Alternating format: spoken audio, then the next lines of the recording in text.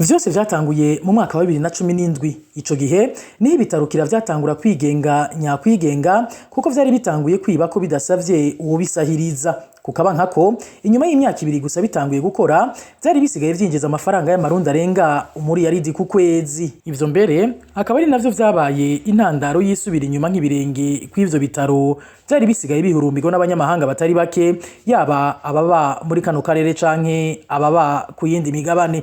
Muti ivyo vyagenze gute? Amakuru RP ifise nuko uko ibitarukira vyagenda birisununura mu bijanye n'ubutunzi niko umwino uvanze igihaba vy'abategetsi vyagenda vyiyongera gushikaho leta ya Gitega ifata ingingo yo kuyigizayo burundu abanyamahanga b'aba Swiss co kimwe n'abaganga b'abarundi batanguje ivyo bitaro kandi banafise imitahe myinshi. Imvo nuko abo banyamitahe bari babereye intambamyi intumwa za Gitega ku mugambi zari zifise wo guseha zuzuza imifuko yazo zitwaje ko leta nayo nyene ifise nk'imitahe muri ivyo bitaro, bisigura ko itegerezwa kugira amafaranga igenerwa buri kwezi. Iyo ngingo yakiriwe nabi cane na leta n'izo ntumwa zayo kuko babifashe nk'agasuzuguro. Ni naho haciye hatangura gukoreshwa imvugo y'abakoroni mu kuvuga abo banyamitahe minini b'abazungu. Kuva ico gihe harakozwe amanyanga yose ashoboka kugira ngo bagondoze abo banyamitahe b'abanyamahanga gusokora ku neza, ariko bibivye ubusa naho leta yari yakoresheje uburyo bwinshi ngo ico gikorwa gikunde. Aha twovuga nk'urugendo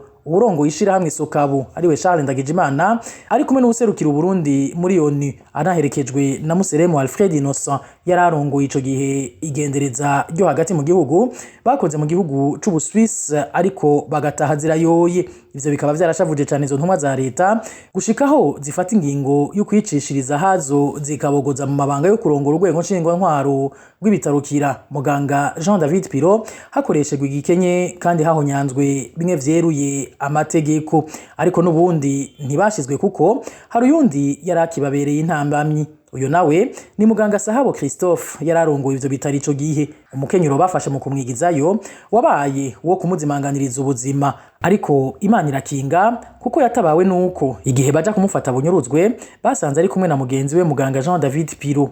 Aho hari kuwa mbere ndamukiza umwaka wa 2022 niko guca rero ajanwa gupfungirwa mu gaco kigendereza, aho yamaze igihe kitari gito akubagurwa ngo bikunde yemere kwandika ikete ryo gutanga imihuhu. Mu nyuma yahavuye ajanwa gufungirwa mw'ibohero rikuru rya Mpimba imbere yuko yungururizwa mu rya Ruyigi aho kivundiye gushika ya mango. Hagati aho babategetsi bo mu nzego zitandukanye harimo na President Ndayishimiye wenye n'ubwiwe baciye batangura gusahura amafaranga y'ibitarukira babifashijwemwo n'uwari yasubiriye muganga Sahabo Christophe mu mabanga yo kurongora ibitarukira ariwe muganga Nzeyimana Sylvain Pierre. Uyo ni nawe yorohereje ivyo bihangange mu kunyuruza imfashanyo abadagi bari bahaye ibitarukira mu mugambi wo kurwanyikiza ca COVID-19. Amafaranga yacishijwe ku wepfo akaba yababa umuriyoni w'amadolari y'abanyamerika. Amahera gushika ubu abaramutswa ivyo bitarukira batigeze baronka ingene basigura ico yakoreshejwe, bituma mbere igihugu c'Ubudagi kibima igice ca kabiri c'iyo mfashanyo. Ubu imyaka igiye kuba 3 muganga Sahabo Christophe ari mu buroko, ariko aho kurenganurwa bikaba bigaragara ko ubutungane bw'u Burundi ahubwo buriko buca ku biti no ku mabuye ngo bumuhezeyo. Muri uwo mugambi ugayitse igikoresho kiriko kirakoreshwa n'umupfasoni na Hayo Nadine arongoye sentare nkuru ya Muha. Sentare yatinyutse gukora ibidakogwa mu kuburanisha icese urubanza rwari rwamaze kuja muri gasambura manza.